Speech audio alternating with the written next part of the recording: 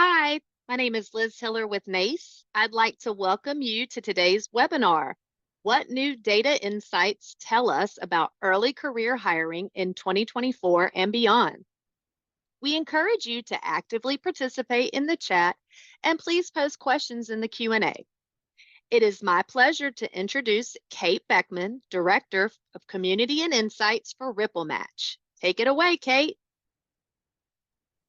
Awesome. Hello, everyone. Thank you so much for tuning in today for this data-packed webinar all about what new data insights collected from RippleMatch. It's going to really tell us about early career hiring in the space that we're in now and beyond. So really excited to be here today.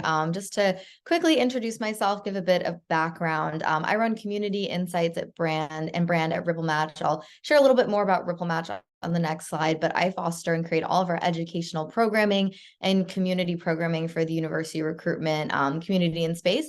And I conduct our research on Gen Z talent trends. So would love to connect on LinkedIn if you're curious to just stay in touch about our data, our insights, anything we're doing here at RippleMatch. So feel free to look me up, Kate Beckman with RippleMatch, and add me on LinkedIn before we get going today.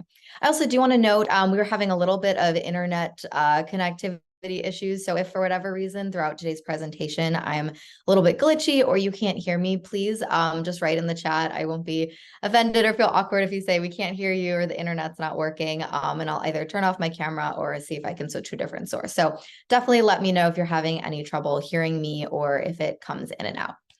On that note, excited to be here from RippleMatch. And so what RippleMatch does is we help our partners hire the best early career talent more efficiently than ever before. So we're an AI-powered early career recruiting platform, and we help our partners reach the right talent, increase efficiency, and improve diversity. And we have some really great stats, including 70% less time on resume review and manual sourcing, a pipeline that's 90% more diverse, and we have a much higher interview rate than job boards. The way that we accomplish that is we actually use AI to find the best candidates in your applicant pool in our talent network. So what you see here is the RippleMatch network is made up of millions of candidates that we're sourcing through automated sourcing, as well as through your network, through your own sourcing channels, job boards, campus visits. And so what we do is we use AI to actually just automate the inbound applicant review, so automate resume review and automate sourcing, so efficiently build your talent funnel at scale. And so we try to do all the heavy lifting for both the recruitment teams that work with us, as well as the candidates on our network that are being served up the best fit job opportunities for them. So if you want to know more about RippleMatch, happy to connect after. Happy to feel free to get in touch with our team. Visit ripplematch.com to learn more information. But I know that we are here to learn about insights. So excited to share a bit of background about what we're going to be talking about today. So what the data set that we're going to be going over today is actually focused on the top 200 campus programs across industries. So what I do at RippleMatch is typically collect data on Gen Z candidates, exploring their insights, their preferences in the job search. But we do also collect information on campus programs and how they're navigating the space. What they're doing in terms of virtual in-person recruitment, their top strategies. And so what we're going to be going over today is actually the results from our recent Campus Forward Awards. And so the Campus Forward Awards is an annual awards that we host to really celebrate the top campus teams and the top 200 campus programs across industries across the country. That's the data set that we're looking at today, because we actually select the top 50 programs. So 50 small early career programs, the top 50 mid-sized, top 50 large, and top 50 enterprise programs. And we look at the data overall of what are the top 200 programs doing to recruit Gen Z talent, and then how does that differ between a small program and enterprise grade program. And as you can see here, small program is classified as anyone that hires up to 85 intern or full-time hires a year. Though our limit, our cutoff is they have to have at least 30. Mid-size is between 86 and 175. Large, we classify 176 to 400. And enterprise grade is anything more than 400. And these groupings were developed really from just looking at, what is the kind of average sizes within each of these categories. So really to just get a sense of, what are we seeing as a mid-sized program this year? What is kind of the makeup of the biggest programs? And to answer a question that I saw come in, there will be the slide deck sent out after the webinar from the NACE team. So definitely look out for that from them.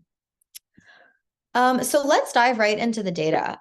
So looking at this, the first thing that we actually, asked in this application. So again, during this application process, teams that wanted to be considered for the award submitted things like their strategies for virtual versus in-person recruitment. We also asked about their hiring numbers from the 2022 to 2023 season versus 2023 to 2024 to really get a sense of, how are programs changing over time. We know that the economy has shifted a lot, from the previous year. There's been definitely cuts, but to answer that question of, really what are programs doing? What are we seeing the top programs doing? And how does this vary from a small program to a mid-sized program to large to enterprise? And so what we see here is that just looking at intern hires across the board, when we average this, so look at all programs, there's nearly a similar share of companies that are either decreasing the amount of interns that they've hired from 2022-2023 season to the 23-24 season. Same amount is really increasing. And there's also that third that is staying the same. When we look at this across program sizes, so again, that's those program sizes that are hiring, less than 85, between 85 and 175, 175 and up, and then enterprise programs is more than 400. We definitely see a bit of variance here. So we're seeing that large programs are kind of the biggest group that's staying the same in terms of their intern hiring. So we're seeing 50% of the top large programs are not actually increasing or decreasing their intern class year over year, which is really interesting to keep in mind in terms of, where do you stack up with your program size and the choices that your team is able to accommodate and make. We're seeing mid-sized programs and enterprise programs are kind of getting the largest amount of decreases, but we are seeing some encouraging signs that there's actually a number of programs that are choosing to increase their intern size year over year. So I know there has been a lot of, layoffs and, challenging times with the economy, but what we're seeing is that this investment in early career, companies are continuing to bet on their intern programs. We're not seeing an overwhelmingly large share here. They're actually decreasing their intern size from last year to this year. And so what that tells me is that the top competitive programs, they're not shying away from investing in interns. They're really continuing to either stay the same or in some cases even double down on their investment of interns. When it comes to early talent, so entry-level programs specifically, so full-time hires, we see, similar trends here.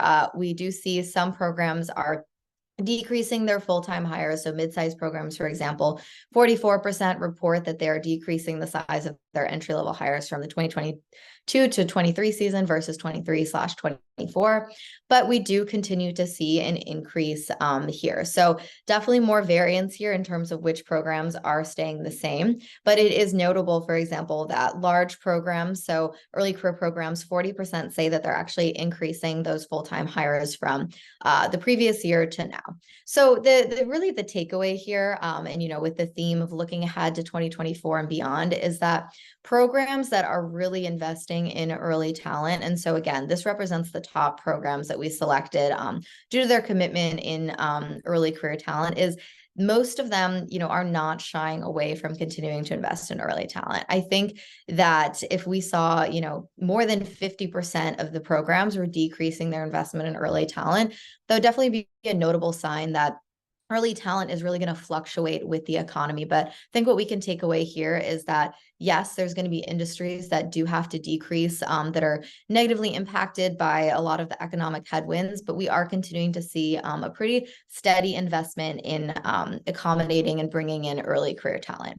So that's what we're focused on here. And I do want to encourage all of you, if you have questions, feel free to submit those in the Q&A, and I'll take a look kind of as we go, if there's anything relevant for me to address, or I say them to the end. And then if you have any comments or your own kind of reactions to this, anything you want to weigh in that you're seeing with your program, I'd love for you to write in the chat and just share your own insights. As well, also be great if anyone wants to introduce themselves in the chat. I always find these things are, really great if it kind of has a community feel to it. So feel free to introduce yourself in the chat and just say hello to your fellow attendees. I do see a question of what industries are represented by the company programs we selected for this data. So for our Campus Forward Awards, we do select companies across industries. So this is fairly representative of all industries of tech, of manufacturing, CPG, insurance, business, banking. And later on, actually in January, we'll be releasing a fuller, more robust report where we will try to take a look at these variances across industries. For this slide deck, since this data is actually very new, it's actually just collected at the end of November, sorry.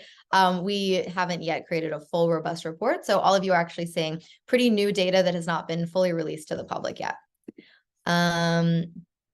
Okay, cool. And I do see a question, what about nonprofits? Does the data include nonprofits?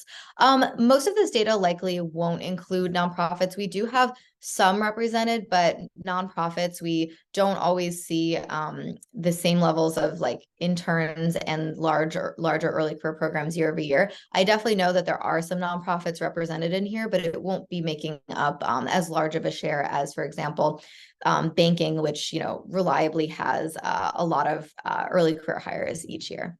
But it's great to see everyone introducing themselves. So I do love to see that. So if everyone wants to just say hello in the chat, I think it's much more fun to have an active chat instead of me just kind of talking at an audience that I'm not sure who they are. So definitely feel free to keep introducing yourself. I think it's really good to kind of get the conversation going. And I'd love for everyone to, if you react to anything or there's something surprising, definitely weigh in with your own experience, because I think that makes these things so much more valuable to just get input from everyone on what you're saying. So awesome. Well, let's keep going, and I'll try to keep an eye on the chat as well as the Q&A as we go through. Cool. So let's keep going.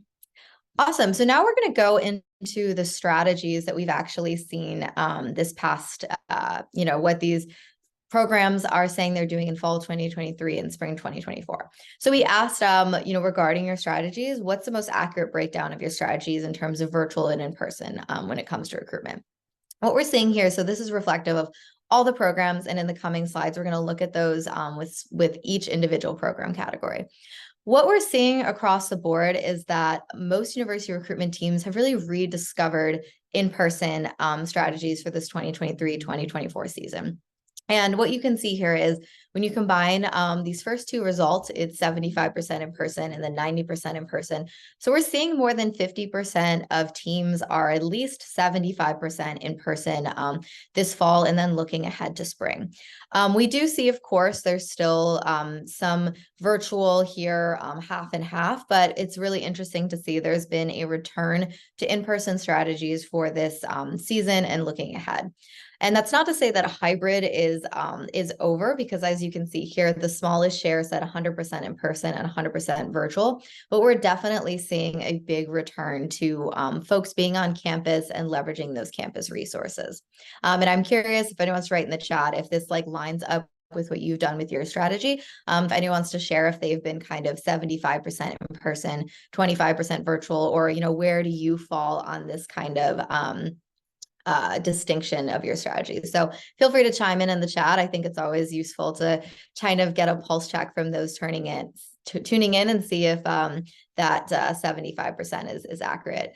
Looking more specifically at how this shakes up between different program sizes, we see that small programs are actually more in person than even virtual. So it still follows that same kind of breakdown of leaning more toward in person than virtual, but we see a quarter of small programs are 90% in person, 10% virtual, and then the next biggest share is 75% in person. We do see close to 25% are 50% virtual, 75% virtual. So it definitely does have some virtual here, but we're seeing the largest share is continuing to be in person. And we do see, almost 10% is in person or 10% is virtual. So small teams are seeming to pick, one or the other. Moving on to mid-sized programs, even more of an investment in person here. So we're seeing more than 60% of mid-sized programs are really prioritizing in person. So this is like a notable strategy that we're seeing with even less kind of doing all in person or all virtual. And we continue to see, this trend, though, when we get to larger programs and enterprise programs, we're starting to see, a bit of a continued investment in a more hybrid strategy. So large program sizes, 33% are 75% in person. And then we're seeing 50-50 for about a quarter. And so the takeaway here is kind of even as program sizes are getting bigger, there's not a complete abandonment of hybrid strategies. It does vary by programs. So we definitely are seeing programs are leaning toward being more in person this fall and spring than they have in the past.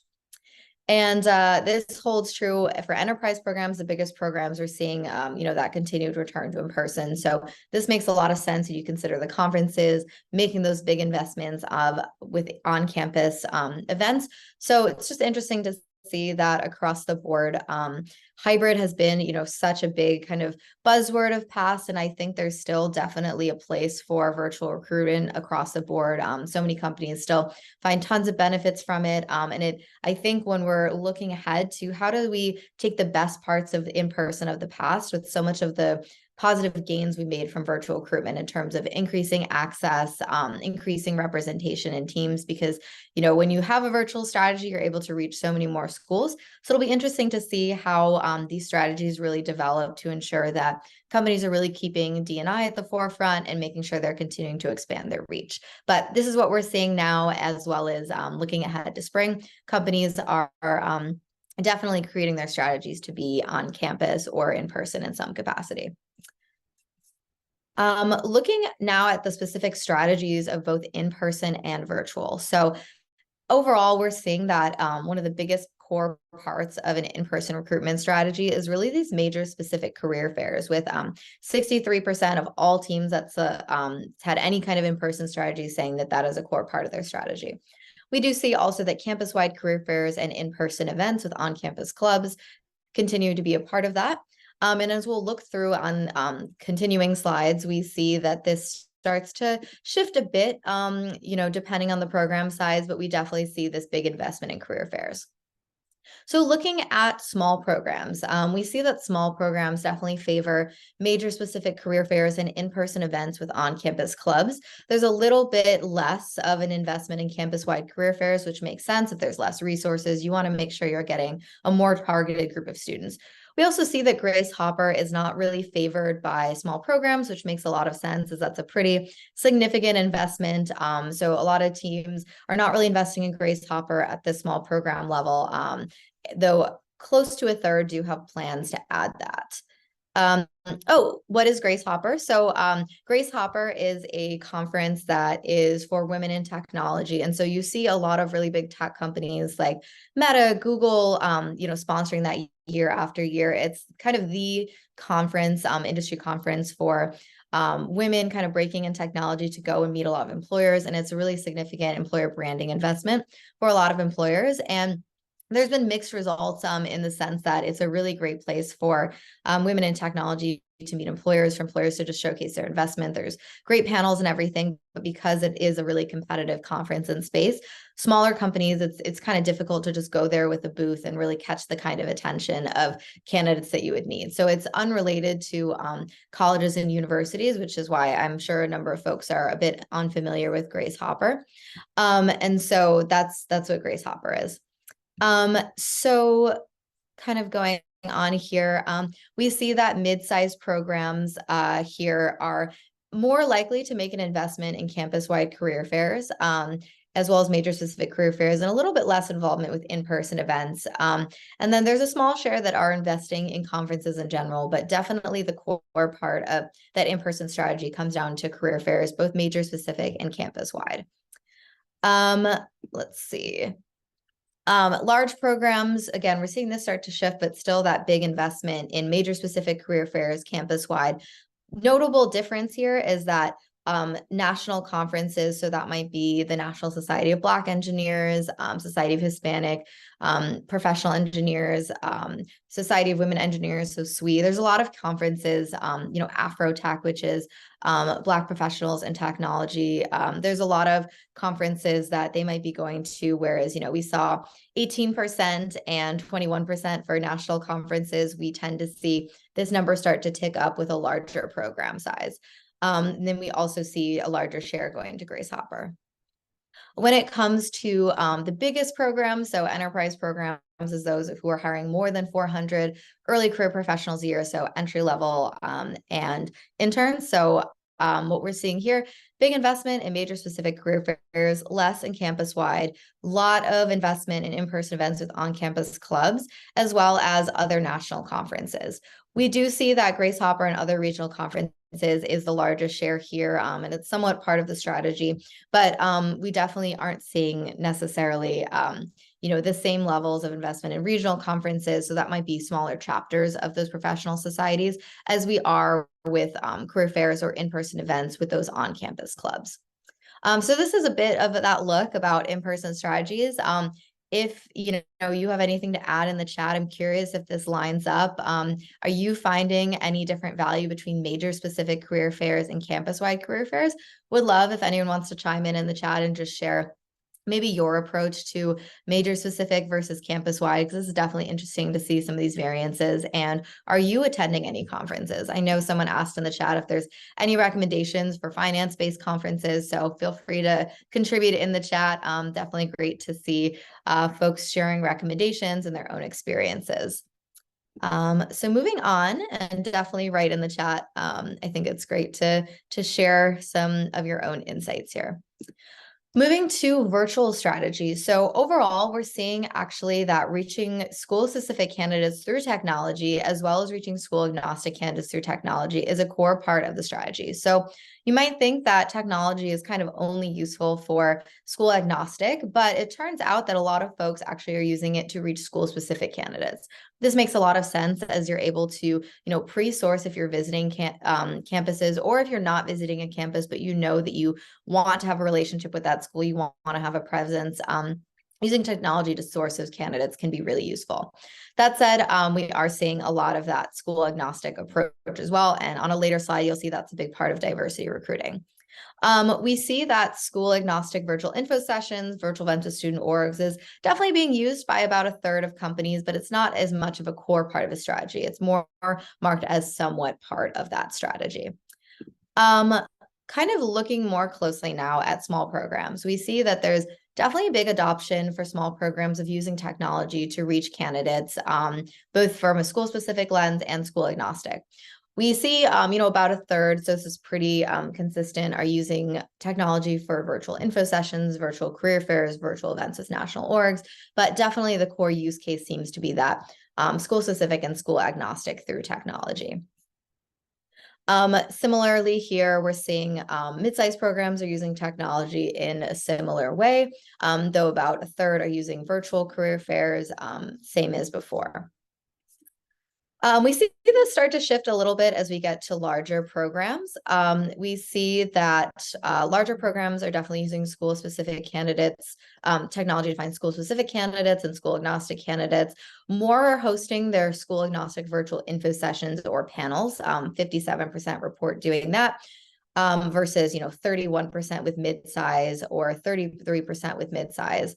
Makes a lot of sense since it can definitely take resources to host your own virtual info sessions. So large programs, they really need that volume to come through. So it can make a lot of sense to host those school agnostic virtual info sessions as well as attend virtual career fairs. So when you have more headcount to fill, you definitely need to kind of do all the strategies possible to get those candidates in.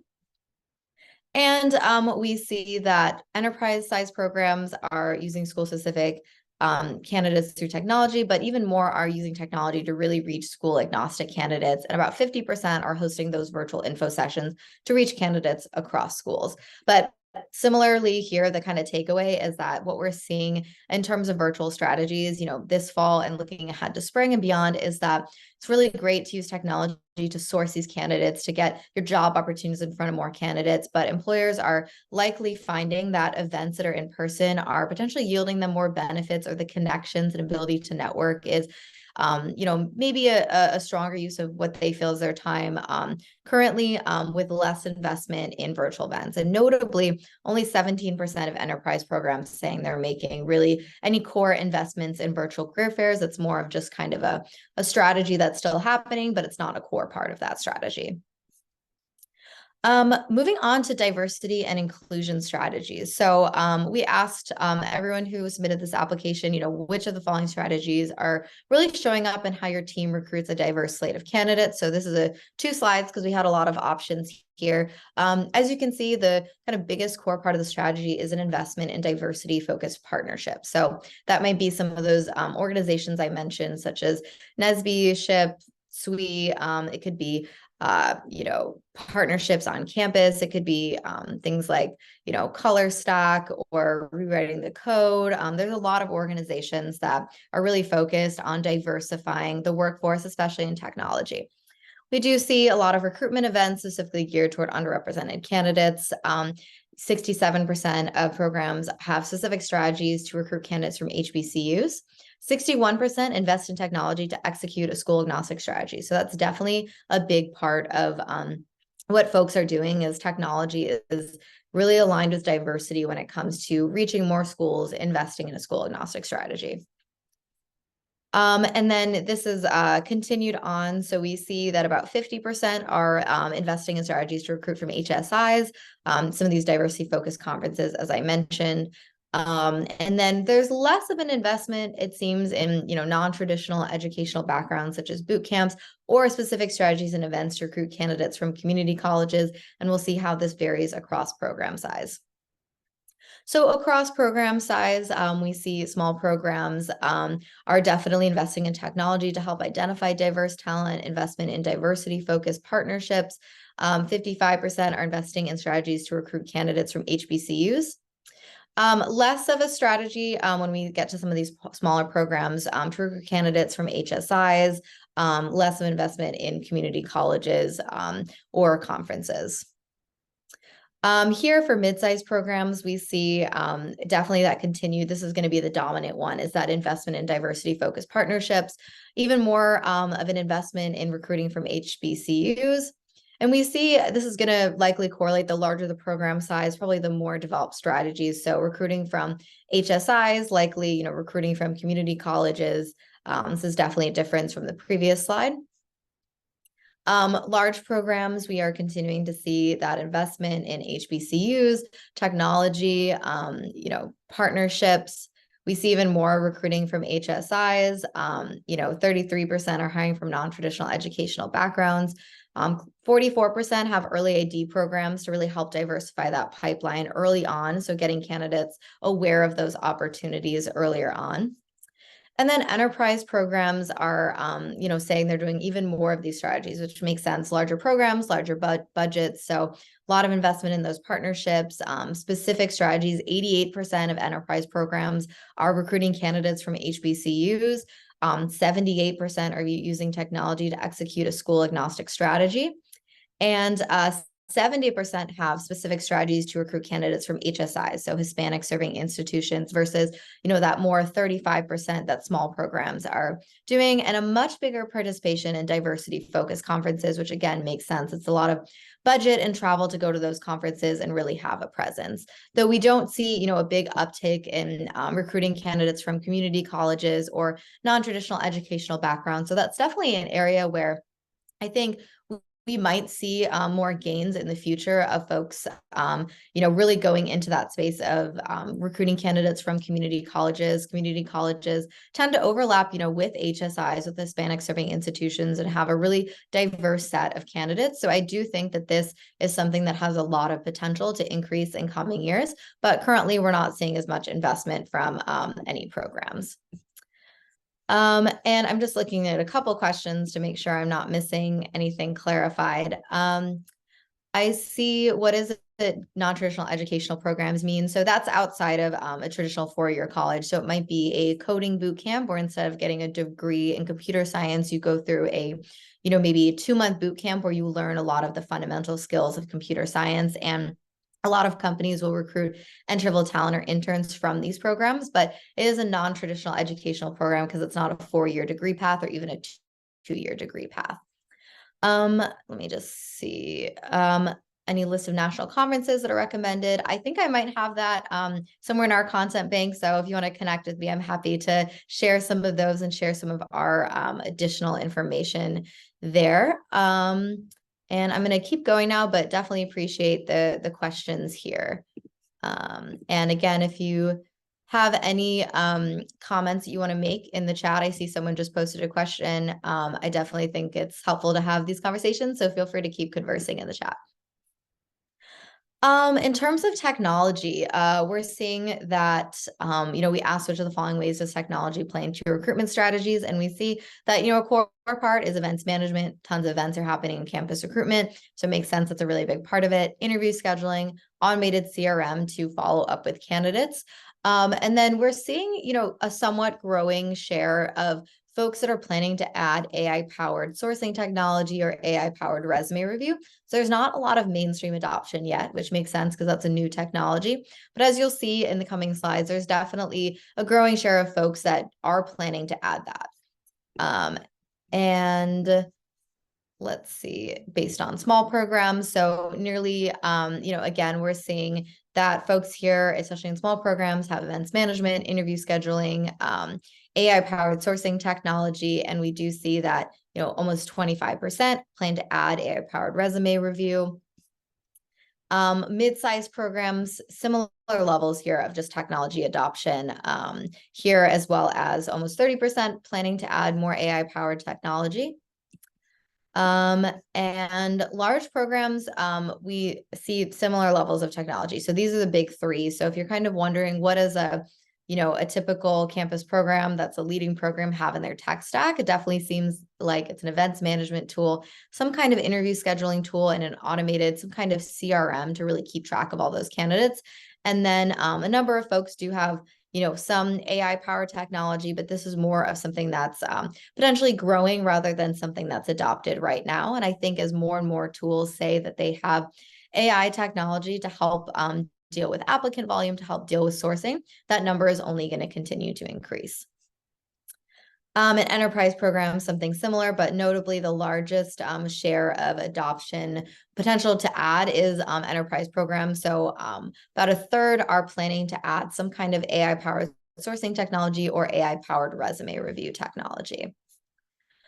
In terms of candidate experience, it was great to see that there's nothing too shocking when we ask companies which of the following actions do you take to create a positive candidate experience for student job seekers. Nearly all companies aim to give candidates a rejection notification if they're not selected for a role. They really prioritize having a diverse slate of interviewers. They try to have introductions to current employees, info packets. 80% are trying to achieve a timely response to initial applications. And 71% are actually listing compensation on the job posting. We do see a much smaller share is actually doing any kind of on-site visit post offer. So, paying for a candidate to come see the office, especially if interviews are taking place virtually. And we'll see if that shifts throughout program sizes. So here we're seeing that 100% of small programs selected say they do notify if applicants are not selected for the role, which is great to see. We see similar levels here in terms of the level of adoption of really making the process feel really curated with information packets, intros to current employees, timely responses, and about 20% do offer some kind of on-site visit post-offer, covering obviously the candidate's travel and lodging. Let's see. We see a bigger number of folks who are actually offering an on-site visit post-offer for mid-sized programs. So that's about 31% say that they offer that. And we're seeing similar levels here with getting back to candidates, with 80% offering those info packets. But this is definitely one slight increase that about 30% of those mid-sized programs are offering to cover a candidate's travel to really get a sense of the office. We see that number actually drop down, which is interesting for larger programs, but we do see larger programs continue to adopt these best practices here. And then enterprise programs, 30% offer on-site visit after the offer. We see that large programs do strive to have, a diverse slate of interviewers. We see there's a little bit of a less adoption of the timely response within 5 to 7 business days to initial applications, but that's definitely understandable given the volume that a lot of these enterprise programs are facing. But overall, the trends that we're seeing for candidate experience is that, if you're not able to give every candidate a rejection notification, if they're not selected for the role, if you're not striving to have a diverse slate of interviewers, if you're not, really investing in what do those pre-communications look like before the interviewing, it's going to be hard to keep up with these top programs. So these are just some best practices that are really important to adopt into your own program to really stay competitive. This one is a really interesting one. So we asked all of the applicants, what is their median intern return rate? And so we made sure that we clarified this isn't just the number of offers that you extended to your interns. It's not the offer acceptance rate. It's just offers extended plus the number of offers accepted and then divided by your total number of interns. So the reason we picked this stat is because, if you're only able to offer a spot to a select amount of interns, then that doesn't necessarily reflect on an internship program that's a true intern to full-time pipeline. So we felt this was a really good reflection of the quality of a program, both with the investment that it has in staffing, future workforce at the company, interns feeling like excited about the program, wanting to come back. And so this is really a benchmarking thing that what your intern return rate, this is kind of the percentile range that it'll fall. So across all programs, the median intern return rate is 63%. So if your intern return rate falls, somewhere in this range, you're in that 50th percentile. If your intern return rate is above 86%, you're really in the top 90th percentile of employers. So you're really kind of ahead of the game. You're doing really well if that's your intern return rate. When we look at this across programs, it makes sense that this is going to vary across the size of the program. So the median intern return rate for small programs, which again is less than 85 interns and full-time hires combined, is about 50%. So this makes sense that small programs year over year, they might shift in terms of the number of actual entry-level folks that they can accommodate after the internship. Maybe the internship is, it's hard to compete sometimes with big names to get your interns to come back. So 50% is really the median here. And if you're, in the 70 range, you're really in that top 70th percentile. So this is just a good benchmarking reflection if your program falls under this size category of where you're at. We see this start to tick up a bit the bigger the program. So mid-size, 54% return rate is that median return rate that we're seeing. The top 90th percentile does tend to stay pretty consistent, above 80%, but this is a bit higher than small programs, but not, really high at this point. We see the median intern return rate definitely jump as we get larger programs. So 68% is a median intern return rate for large programs with a 90% return rate at the 90th percentile. So this is just helpful to know that large programs, they are really making that investment oftentimes in their interns to come back that following year as full-time employees. So we're definitely seeing that median stat here is that between the offers extended and the interns actually accepting that offer, it falls about 68% for a median rate. And it does go up even higher for enterprise programs. So the median rate is 70% for, I meant to say enterprise programs here. So enterprise programs, which again is above 400 early career hires. So both interns and entry-level hires each year. And 400 is just the starting point. So some have even more than that. But it's just helpful to know in terms to benchmark your own intern return rate and where you might fall among some of these top programs.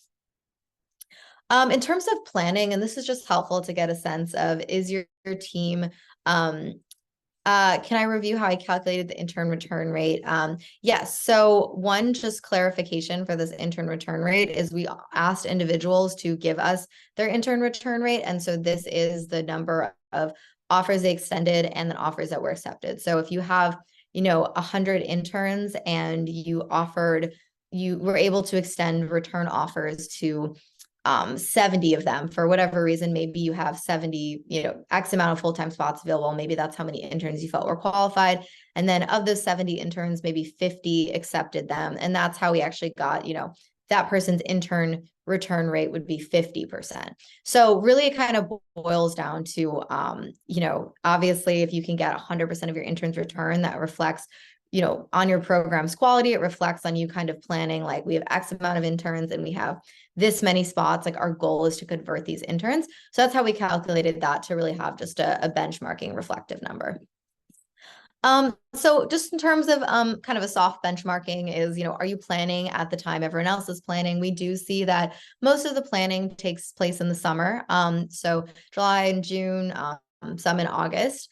This varies a bit depending on the program. So we're seeing small programs are, not necessarily able to plan as far ahead. And a lot of that planning is taking place in August and July. So if you're a small program and you're worried, am I always behind because I'm not necessarily planning in May or June, it's helpful to know that a lot of other folks are in that same boat and are doing a lot of their planning kind of closer to the summer. And that's also likely a result of many smaller programs might not actually know what their hiring numbers are until a little bit closer to that campus season.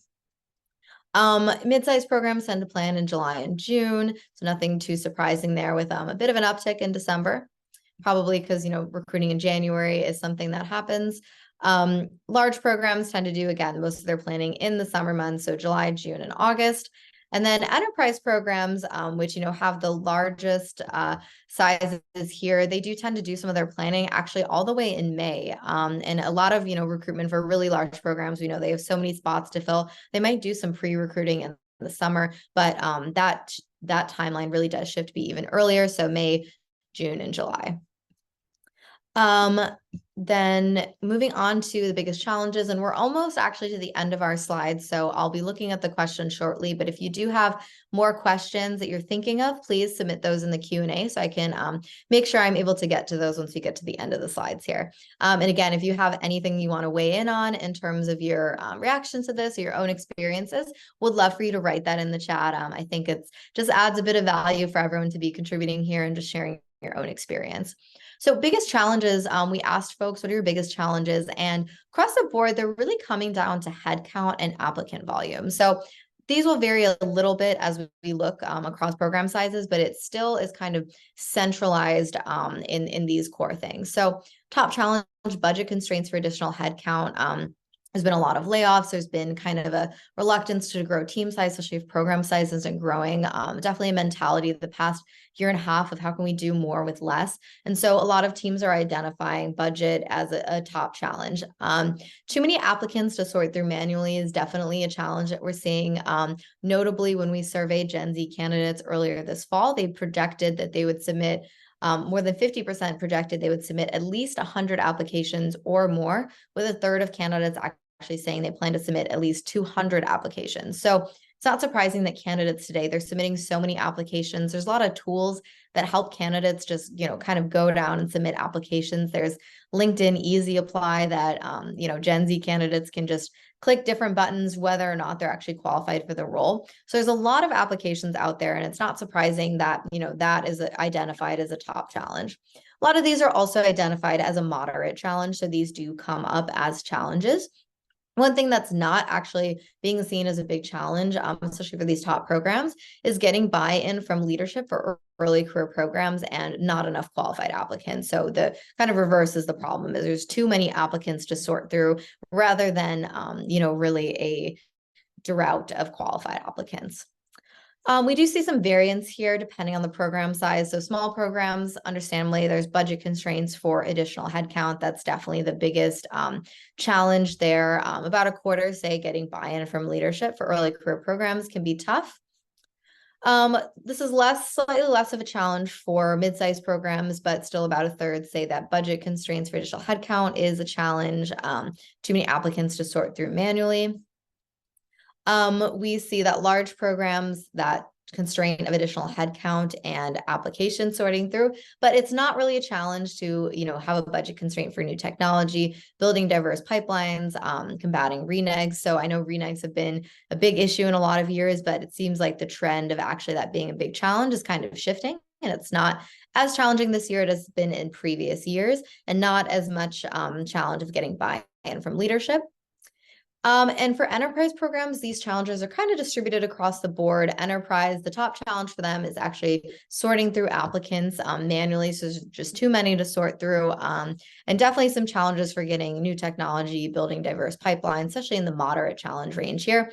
But it's encouraging to see that getting buy-in from leadership, getting folks really excited about the early career program and wanting to make investments is not as big of a challenge as it might have been in the past.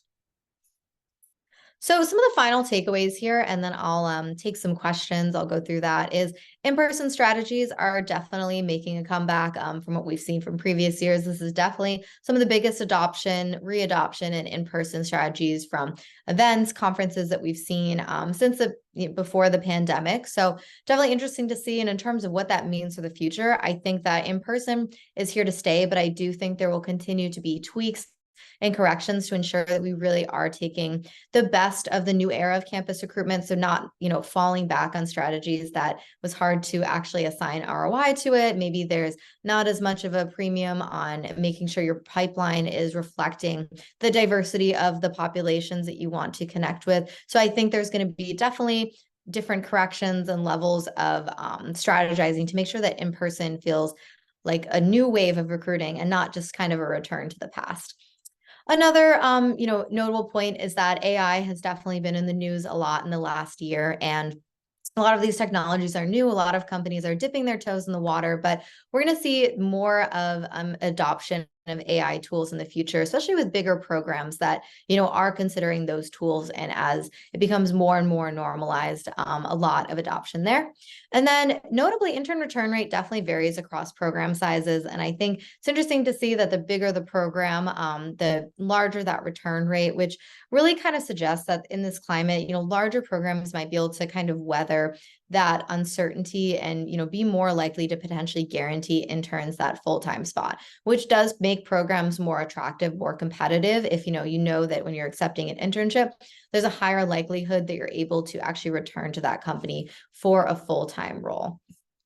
And that's our big takeaways there. So as we move into Q&A, I'm going to just put a couple things on the screen here. So today's presentation will be sent out in slide form. We don't have this in a report yet, but we did recently release actually a new report all about AI and talent acquisition. So this is all around navigating this new wave of technology. I've been talking about AI a bit in this presentation. So if you scan the QR code here, you can download our latest guide that can really just kind of give you a crash course and where are we at with AI technology, give you a bit of the history, a bit of how it shows up in everyday life, and then how it actually is showing up currently in talent acquisition and early career recruitment. So you can go ahead and scan that. I'll just leave that up. And then we also have a new growing newsletter for career services professionals. So if you visit ripplematch.com/career-services, you can sign up for our newsletter as well, because we do have gotten a lot of requests to share our data with career services,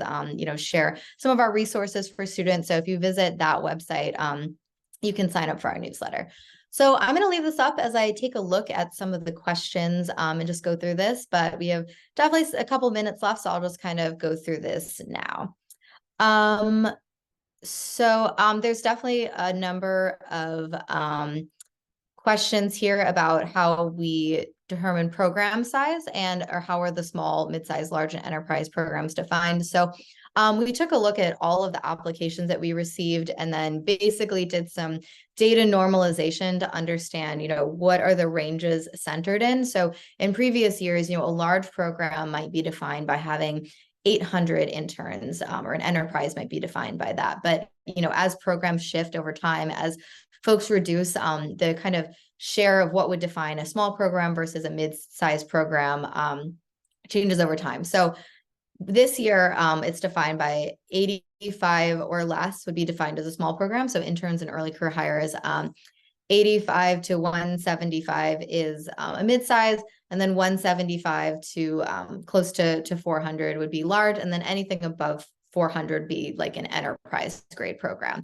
And so that, again, was calculated through just normalizing it across the board and really just seeing the trends of what are the program sizes this year that we're seeing.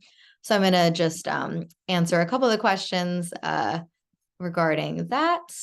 And is the data coming from directors of campus, TA, or just any level of recruiter? That's a question that we got. So folks who submitted this application, this is on behalf of their program. And so while a recruiter may have like clicked submit on the application, all of this data was submitted to be representative of the program. So when people submitted their campus forward application, we told them this will inform your category size, this will inform, if you're selected for the award. So this is representative, just the program strategy, that rather than a recruiter being like, this is what our team is doing. So it's definitely, I would say, representative of coming from that director of campus or talent acquisition.